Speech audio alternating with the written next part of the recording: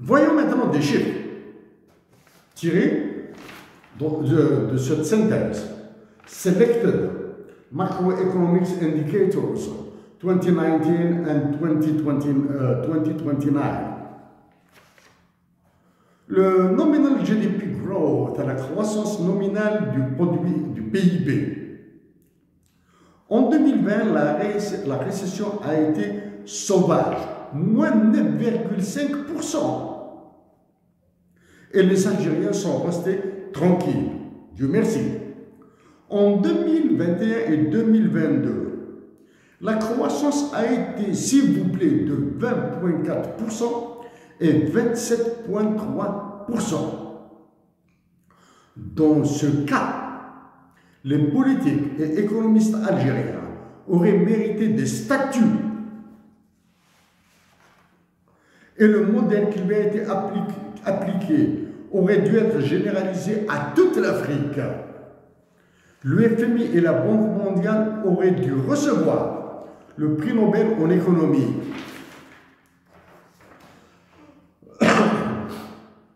Si vous avez donné des projections de croissance jusqu'en 2029, toutes supérieures à 7%, s'il vous plaît.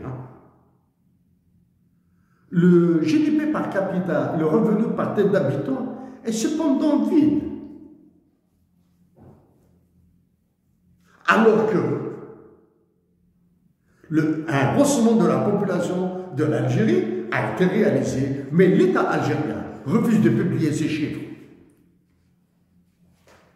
Comment se fait-il que des économistes du FMI, de la Banque mondiale, calculent des projections jusqu'à 2029 et sont incapables d'estimer le revenu par tête d'habitant? Avec ces somptueuses projections de croissance, il se trouve que le nombre de mois,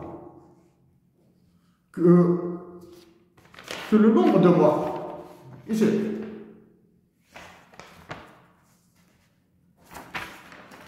il se trouve que le nombre de mois passe de 14 mois en 2023 à 6,6 mois en 2029.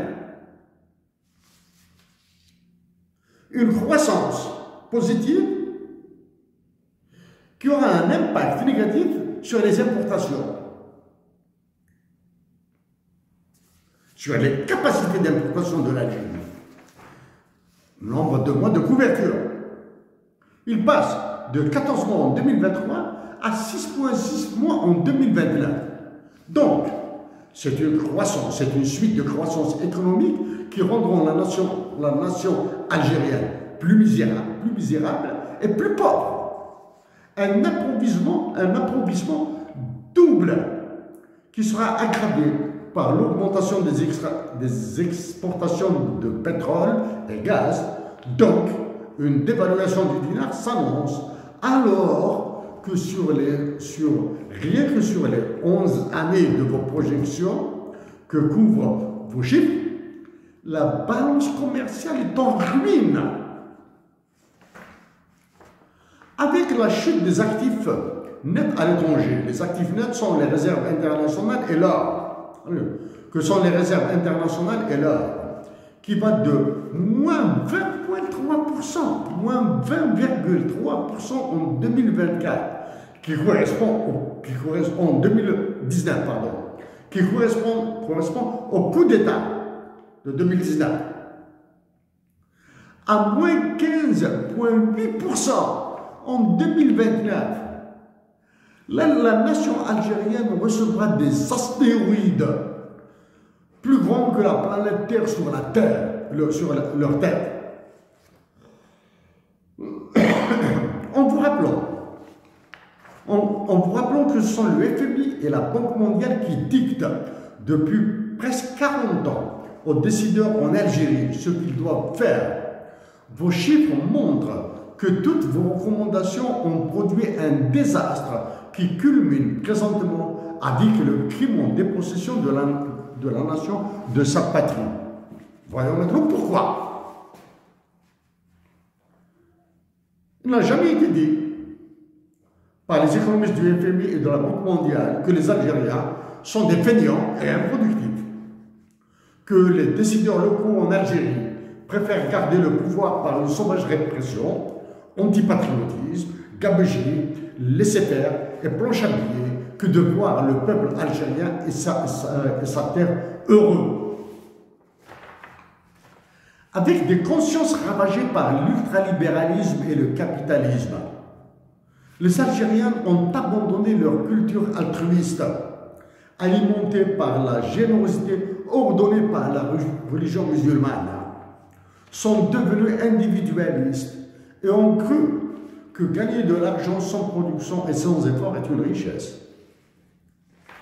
Est-il possible à des économistes comme vous, est-il possible à des économistes de la Banque mondiale et du FMI, non concernés par l'avenir de la nation algérienne, de diagnostiquer et prescrire des remèdes dans un domaine aussi débile que l'économie?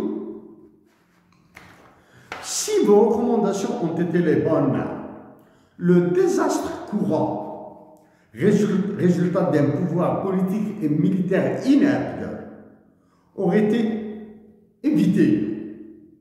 Donc, s'il y a un meilleur avenir pour la nation algérienne était l'objectif du FMI et de la Banque mondiale, d'Emmanuel Macron et des pays de l'OTAN, vous auriez exigé le changement de la structure même de ce pouvoir. À cet effet, nous avons suggéré un renouvellement intégral de l'état-major de l'armée, lequel sera éloigné de l'espace public et de la décision politique, tant nationale qu'internationale. Même s'il y a des bizarreries dans votre rapport que peu d'Algériens comprennent, très peu, comme the AML and CFT, anti-money laundering and combating the financing of terrorism. En parlant de CFT, la lutte contre le terrorisme, nous pensons que ce sont d'autres pays qui financent le terrorisme en Algérie, et non le contraire. Sur ce point, nous avons contacté le GAFI et le FATF sans aucune réponse.